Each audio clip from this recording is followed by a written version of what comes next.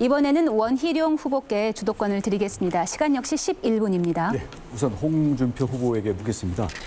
지금 뭐 북한의 그 핵무기에 대해서 지대한 관심과 집요하게 그 대책을 구하시는 것에 높이 평가합니다. 나중에 또 그 토론을 하기로 하고요. 지금 북한의 미사일은 대포동이라든지 뭐 노고단이라든지 뭐 이런데 노고단이 아니죠. 이제 그런 쪽에 그 무수단이라든지 이런데 이제 채워지고 있는데 우리 국민의 당장의 삶을 위협하는 또 다른 대량 살상 무기 이재명 무기가 지금 대장동 로켓 발사대에 지금 막 장착이 되고 있는 중입니다. 저는 이것을 어떻게 해체할 것인가. 저는 이거를 해야만 정권 교체가 가능하고 우리 국민의 미래의 삶이 약탈당하는 게 아니라 유린되는 게 아니라 우리가 예측 가능한 우리가 합의가 되는 속에서 민주적이고 그리고 시장 경제에 맞는 방식으로 우리의 앞길을 갈 수 있다. 이렇게 봅니다. 그렇게 해서 사실 천하에 뭐 누굽니까? 뭐 박철원 뭐 이제 이 뭐 정덕진입니까? 천하에 이 대한민국의 그 깨끗한 손 운동을 선도하셨던 홍준표 우리 후보님께서 우리 이재명 대량 살상 무기 해체하는 이 프로젝트에 좀 더 적극적으로 한 팀이 돼서 했으면 좋겠고요. 그래서 어저께 보니까 이재명 그 후보가 당선이 됐는데 자 구치소인가 감옥인가로 가야 될 거다라고 말씀을 하셨더라고요. 저도 확신하고 똑같습니다. 무슨 제목으로 갈 것 같습니까? 그건 조사해봐야죠. 뇌물이 될 수가 있고. 지금 나온 지금 나와 있는 거로 보면 그거 뇌물로 볼 수 있고 저는 배임이라고 이야기하는데 배임은 지금 유동규가 배임으로 지금 돼 있죠. 저 압수영장이 나와 있죠. 또 그러면 여기에 대해서 유동규도 그 뇌물도 있습니다. 또는 우리 윤석열 총장님께서 지난번에 적용했던 경제 공동체, 공범 이론 이런 걸 적용할 수도 있겠죠. 그렇죠. 그게 배임이고요.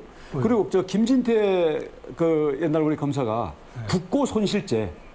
그렇죠. 이게 더 센 형이고 요건도 뭐 고인이 뭐니 핑계대고 빠져나갈 구멍을 철저히 막는 국고 손실이라는 요건이 있다고 또 페이스북에 올렸더라고요. 그건 그것도 어떻습니까? 가능하죠. 그것도 가능할 것 같습니까? 가장 성남시장으로서 뇌물죄가 가장 크지 않을까요?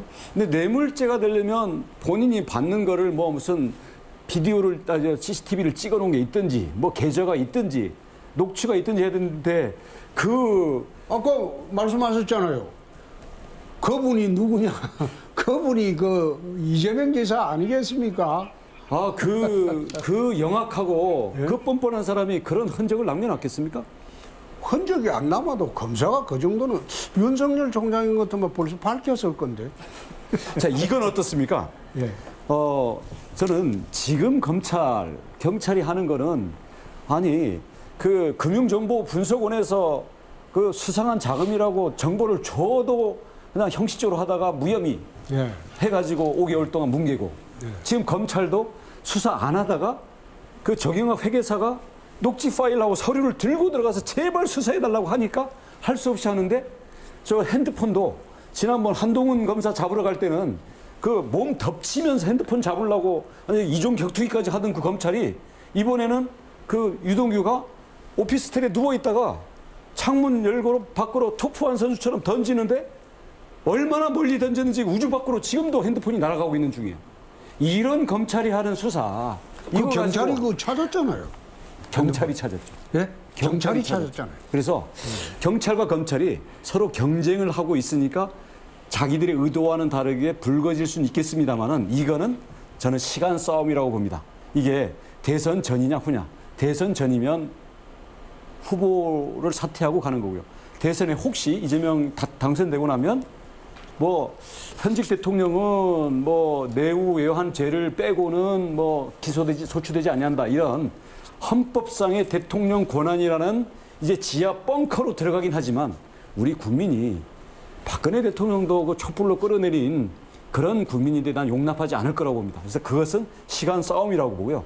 그 다음 있는 게 이재명 그 지사가 자기는 유능하다, 추진력 있다, 약자 편이다, 그리고 서민 편이다. 근데 이번에 토지 수용은 공공이 가서 4천억 차익을 남기고 임대 아파트는 다 없애고 분양가 상한제는 민영이라는 걸 적용해가지고 없애가지고 분양들을 7, 8억에 하게 만들어가지고 저 1조 2천억짜리 공사를 한 아파트가 실제 분양한 총액은 5조 안팎이에요.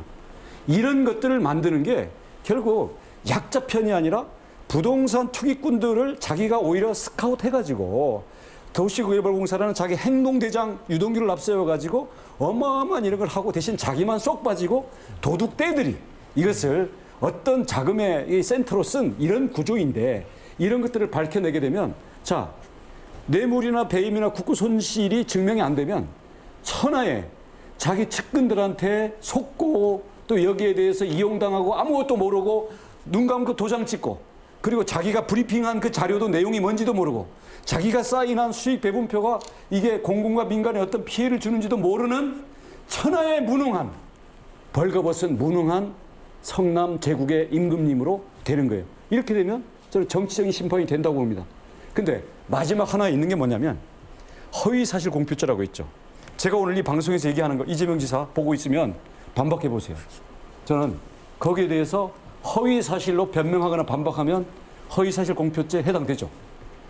요즘 뭐 이재명 지사 사건에서 이상한 판례 나왔잖아요. 예?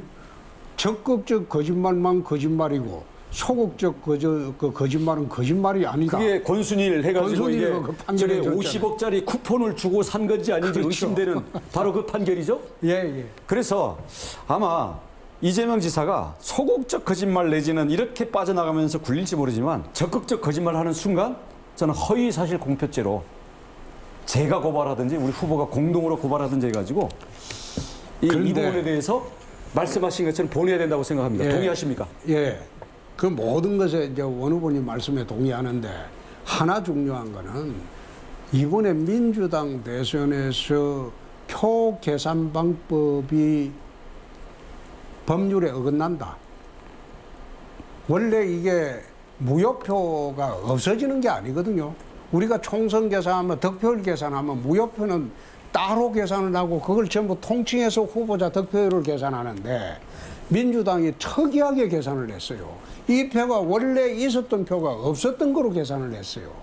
그래서 제가 보기에는 이낙연 후보 측에서 가처분을 신청을 하게 되면 이거는 100% 이거는 뒤집힌다. 그 변호인 하실 나는 생각 그래 있으세요? 봅니다. 그 변호인 하실 생각 있으세요? 아니 제가 왜 이낙연 변호인 저랑 같이 하십시오. 아니 그건 안 해요. 네.